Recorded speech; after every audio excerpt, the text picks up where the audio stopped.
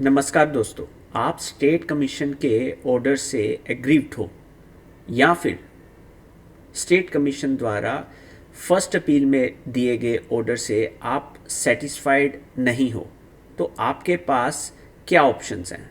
आप review jurisdiction of the state commission को invoke नहीं करना चाहते, तो आपके पास एनसीडीआरसी में क्या ऑप्शंस अवेलेबल हैं। इन्हीं सब बातों को मैं डिस्कस करूंगा in the form of revision jurisdiction of the NCDRC. इस वीडियो में मैं डिस्कस करूंगा कि रिवीजन ज्यूरिसडिक्शन में क्या क्या आता है, रिवीजन पिटीशन फाइल करने में किन बातों का ध्यान में रखना है, रिवीजन पिटीशन कितने टाइम में फाइल करनी है, अगर उस टाइम में फाइल नहीं करते तो हमें क्या करना है, और इन केस अगर रिवीजन पिटीशन डिसमिस हो जाती है तो आपके पास क्या ऑप्शंस हैं आगे के स्टेप्स लेने के लिए। तो इन क्वेश्चंस का आंसर जानने के लिए हम अब डिटेल में इस वीडियो को आगे बढ़ाते हैं। तो सबसे पहले डिस्कस करते हैं कौन सा सेक्शन जो है एनसीडीआरसी को एम्पावर करता है अपनी रिवीजन ज्यूरिसडिक्शन को इन्वोक करने का। Section 58(1)(b of the consumer protection act 2019। ये सेक्शन क्या कहता है कि subject to the other provisions of this act the national commission shall have jurisdiction, पहला part, to call for the records and pass appropriate orders in any consumer dispute which is pending before or has been decided by the any state commission. So इस subsection की अगर बात करें तो state commission के पास अगर कोई भी कंज्यूमर डिस्प्यूट पेंडिंग स्टेज में है या वो ऑलरेडी डिसाइडेड हो चुका है, तो उस ऑर्डर को आप ऑनरेबल एनसीडीआरसी फोरम में चैलेंज कर सकते हो by invoking the revision jurisdiction of NCDRC. Now let's move to the second part of this section. जो सेकंड पार्ट है इस सेक्शन का वो फोकस करता है उन सर्कमस्टांसिस पे, उन कंडीशंस के ऊपर under which the honourable NCDRC can exercise its revision jurisdiction. इसको हम दो पार्ट में अगर समझे, first is jurisdiction error. Jurisdictional error क्या हो गया कि स्टेट कमीशन के पास या तो ज्यूरिसडिक्शन जो वेस्टेड थी उसको स्टेट कमीशन ने एक्सरसाइज नहीं किया, या फिर उन्होंने ऐसा ऑर्डर पास कर दिया जो उनकी ज्यूरिसडिक्शन में ही नहीं था। दूसरा पोर्शन आ गया कि ज्यूरिसडिक्शन वाइज तो ठीक है, स्टेट कमीशन ने अपनी ज्यूरिसडिक्शन प्रॉपर्ली एक्सरसाइज करी, लेकिन उस ऑर्डर में ही ऐसे इश्यूज हैं जो कि उस ऑर्डर को इलीगल ऑर्डर बना देता है, या the material irregularity has been found in that particular order. तो only in these circumstances the honourable NCDRC can invoke its revision jurisdiction. Let us now discuss these situations with the very practical case scenarios. तो सबसे पहले we will discuss the jurisdictional error related case scenarios. First portion is कि जिसमें state commission को jurisdiction थी ही नहीं लेकिन order pass हो गया। फॉर एग्जाम्पल कंज्यूमर कंप्लेंट्स में हम थेफ्ट के रिलेटेड या फ्रॉड रिलेटेड इश्यूज को रेज नहीं कर सकते। तो अगर स्टेट कमीशन ने कुछ इस तरह के ऑर्डर पास कर दिए जिसमें कंज्यूमर ने फ्रॉड रिलेटेड एवमेंट्स भी डाली थी, तो देन ये एक रिवीजन ज्यूरिसडिक्शन इन्वोक करने का एक परफेक्ट एग्जांपल हो सकता है। दूसरा हम एग्जांपल लेते हैं, मैनी टाइम्स पेक्यूनियरी ज्यूरिसडिक्शन के बारे में इश्यूज आ जाते हैं। फॉर एग्जांपल स्टेट कमीशन ने मान लो लेसर देन 50 lakhs का कोई डिस्प्यूट था, वो डिसाइड कर दिया। ठीक, अब इस केस में वी आर अवेयर जो रिसेंट अमेंडमेंट्स आई थी उसके अंदर ऑनरेबल स्टेट कमीशन का जो पेक्यूनियरी ज्यूरिसडिक्शन है वो स्टार्ट होगा आफ्टर 50 lakhs। लेकिन अगर स्टेट कमीशन ने 20 lakh की ही कंज्यूमर कंप्लेंट में डिसीजन अपना दे दिया, तो that decision is definitely can be challenged under the revision jurisdiction of the NCDRC. तीसरा इम्पोर्टेंट पॉइंट जो हमें ध्यान में रखना है, many times honourable supreme Court की काफ़ी जजमेंट्स आती है जिसमें those judgments are binding on the state commissions, district consumer forums also, लेकिन वो कंप्लाई नहीं की जाती, तो उस केस में आप एनसीडीआरसी की रिवीजन ज्यूरिसडिक्शन को इन्वोक कर सकते हैं। ज्यूरिसडिक्शन एरर का सेकंड पार्ट आ जाता है कि जिसमें ज्यूरिसडिक्शन स्टेट कमीशन के पास थी लेकिन स्टेट कमीशन ने उस ज्यूरिसडिक्शन को एक्सरसाइज नहीं किया। फॉर एग्जांपल, रीसेंट जजमेंट जो ब्रिगेड एंटरप्राइजेस में ऑनरेबल सुप्रीम कोर्ट ने बोला कि multiple complainants can jointly file a single complaint and invoke the pecuniary jurisdiction of state commission, national consumer commission also. लेकिन अगर स्टेट कमीशन ने एक joint complaint को एंटरटेन करने से मना कर दिया है तो definitely that will be a perfect use scenario to challenge that order before NCDRC by invoking the revision jurisdiction. Another example is कि अनफेयर कॉन्ट्रैक्ट के बारे में अगर बात कर रहे हैं हम, तो स्टेट कमीशन के पास अप टू 10 करोड़ की वैल्यू तक के कॉन्ट्रैक्ट्स को हम चैलेंज कर सकते हैं। सो अगर आपकी कंज्यूमर कंप्लेंट में आपने सिर्फ कॉन्ट्रैक्ट की टर्म्स को ही चैलेंज किया है जो कि अनफेयर है, आर्बिट्रेरी है, तो then there is an option for you to invoke the jurisdiction of state commission for challenging the unfairness in the contract. लेकिन अगर स्टेट कमीशन ये ऑर्डर दे देता है कि नहीं, मेरी तो पेक्यूनियरी ज्यूरिसडिक्शन 50 लाख के बाद ही शुरू होगी, तो then this becomes a perfect use case scenario to invoke the revision jurisdiction of NCDRC. Next example में हम देखते हैं कि जब स्टेट कमीशन का order on the face of it becomes an illegal order. कैसे कि स्टेट कमीशन के ऑर्डर में कोई रीज़न ही नहीं था, ठीक है। द मोमेंट अगर आपको लगे कि स्टेट कमीशन कोई फाइंडिंग पे आए हैं और कोई फाइंडिंग देते समय there is no substantial reason on how the state commission arrived at particular finding and obviously वो finding आपके against है, तो then it becomes a perfect case scenario for you to approach the NCDRC forum. Next pointer is material irregularity in the state commission order.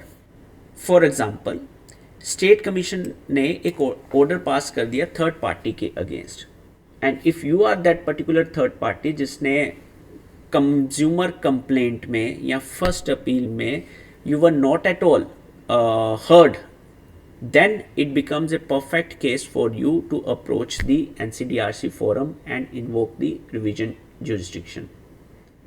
Next example could be कि भाई district forum के case में complainant ने कुछ misrepresent किया regarding the age और state commission ने भी उसको प्रॉपरली एड्रेस नहीं किया, तो then it becomes a case scenario for you to approach the NCDRC for invoking its revision jurisdiction. So अभी तक हमने डिस्कस कर लिया कि रिवीजन ज्यूरिसडिक्शन कैसे इन्वोक कर सकती है, अंडर व्हाट सर्कमस्टांसेस आप रिवीजन ज्यूरिसडिक्शन को इन्वोक कर सकते हो। नेक्स्ट इज कि हमें रिवीजन पिटिशन जो है टू इन्वोक NCDRC ज्यूरिसडिक्शन कब तक फाइल करनी है। एज पर द रेगुलेशंस जो लिमिटेशन पीरियड है for the revision petition, it shall be filed with in the 90 days from the receipt of the certified copy of the order. अब अगर आपने 90 days के अंदर फाइल नहीं किया तो you have to file an application seeking condonation of delay. उसके अंदर your reasons should be reasonable justification होनी चाहिए। ऐसा नहीं होना चाहिए यू सिंपली से भाई मैं तो भूल गया, हमें वेग एक्सक्यूजेस काम में नहीं आएंगे। वेग एक्सक्यूजेस आपकी हेल्प नहीं करेंगे to invoke the revision jurisdiction. Inaction या आपकी तरफ से नेग्लिजेंसी अगर आई है तो आपको ये रिवीजन पिटीशन फाइल करने में हुई डिले को एड्रेस करने में हेल्प नहीं करेंगे। अब आपको पता है कि सर्टिफाइड कॉपी रिसीव होने के 90 days के अंदर अंदर आपको रिवीजन पिटीशन फाइल करना है। तो फाइल प्रिपेयर करने के लिए आपको क्या क्या डॉक्यूमेंट्स की रिक्वायरमेंट है, let's discuss this thing. Index definitely रहेगा, आपको proforma for filing revision petition file करना पड़ेगा। ये NCDRC की तरफ से एक टेम्पलेट है that you need to prepare. आपको synopsis with the list of dates and events देना पड़ेगा। देन मेमो ऑफ पार्टीज देनी पड़ेगी। Revision petition with the notarised affidavit रहेगा आपका, ठीक है। Notarised affidavit in support of pleadings filed before district commission. अगर मान लीजिए आप फर्स्ट अपील रिजेक्ट होने के बाद ऑनरेबल NCDRC के पास आ रहे हैं, तो देन आपको डिस्ट्रिक्ट कमीशन के भी जो ऑर्डर्स होंगे या डिस्ट्रिक्ट कमीशन के सामने जो फाइलिंग कर रखी होगी कि जैसे कंप्लेंट फाइल हुई, उसके बाद रिस्पॉन्स फाइल हुआ, रिजॉइंडर फाइल हुआ, एविडेंस फाइल हुए, ऑल दोज डॉक्यूमेंट्स की ट्रू कॉपी लगानी पड़ेगी so that the honourable NCDRC के पास every material is available to exercise its jurisdiction for the revision petition. एक certified copy of the order of the state commission, copy of the order of the district commission लगाना पड़ेगा। जो annexures हो गए आपके सारे के सारे, ठीक है, सारे documents from the district commission से लेके स्टेट कमीशन के तक के आपको डॉक्यूमेंट्स एनेक्स करने पड़ेंगे। फाइनली अगर आप कंडोनेशन ऑफ डिले फाइल कर रहे हैं, अगर आपने मान लो 100 डे के बाद में फाइल करी है रिवीजन पिटीशन, तो आपको 10 दिन का डिले बताना पड़ेगा कि आप 10 दिन डिले क्यों हुए, ठीक है। इनएक्शन या नेग्लिजेंसी नहीं हेल्प होगी आपकी, ठीक। अगर आपने कोई स्टे की एप्लीकेशन लगाई है तो that also can be part of your revision petition, okay. और vakalatnama when you are engaging an advocate. So जब ये रिवीजन पिटीशन आपकी फाइल हो जाएगी and there are no objections by the registry, तो आपकी रिवीजन पिटीशन में प्रोसीडिंग्स कैसे होंगी उसके बारे में एक वेरी ब्रीफ ओवरव्यू लेते हैं। सबसे पहले आपने 90 डेज़ के अंदर अंदर अपनी रिवीजन पिटीशन को फाइल कर दिया, ठीक है। जैसे ही वो फाइल होती है और ऑनरेबल NCDRC के प्रिजाइडिंग ऑफिसर के पास ये लिस्ट होती है, तो ये एडमिशन की हेयरिंग उसमें होगी, ठीक है, जिसमें यू विल सेटिस्फाई कि भाई आपकी जो रिवीजन पिटीशन है विद इन 90 डेज़ है। अगर 90 डेज़ के अंदर नहीं है, आपने एप्लीकेशन लगा रखी है और उसके ऊपर once the prima facie honourable NCDRC forum is satisfied कि yes it's a fit case to admit the revision petition, notice जो है इशू होगा। वो जो नोटिस है और जो अगर आपने कोई भी इंटरिम एप्लीकेशन लगाई है, मान लो आपने ऑर्डर को स्टे करने की भी अगर कोई एप्लीकेशन लगाई है, तो वो सारी एप्लीकेशंस की कॉपी के साथ आपको वो ऑपोजिट पार्टी को या रिस्पोंडेंट को सर्व करना पड़ेगा। अगर आप कंप्लेनेंट है तो जितनी ऑपोजिट पार्टीज़ हैं उसको सर्व करना पड़ेगा। अगर आप ओरिजिनली ऑपोजिट पार्टी हो और रिवीजन ज्यूरिसडिक्शन इन्वोक किए हैं तो आपको कंप्लेनेंट एंड अदर पार्टीज़ को सर्व करना पड़ेगा।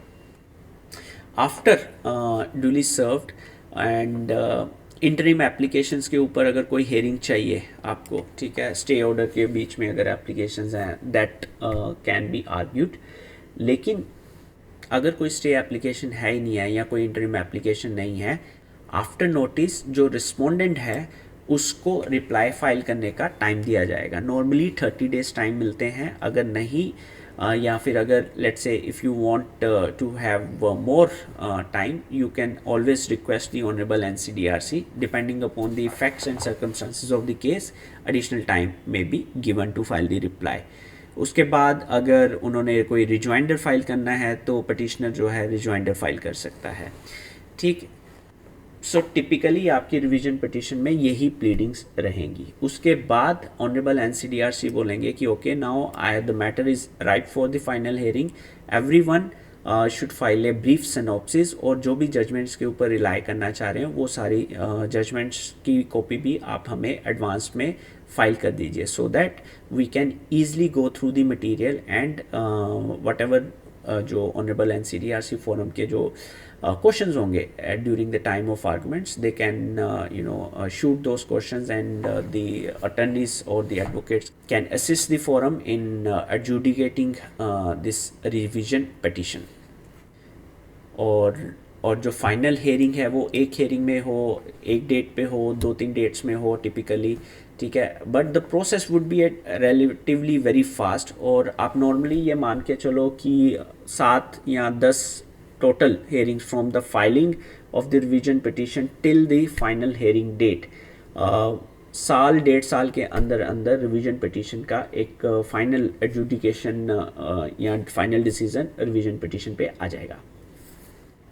तो अब बात करते हैं कि आपका फाइनल डिसीजन आ गया and you are not still satisfied, तो आपके पास अभी भी एक विंडो है ऑनरेबल सुप्रीम कोर्ट को रीच करने की, जो कि आप आर्टिकल 136 के under special leave petition file करके एनसीडीआरसी के डिसीजन को भी चैलेंज कर सकते हैं।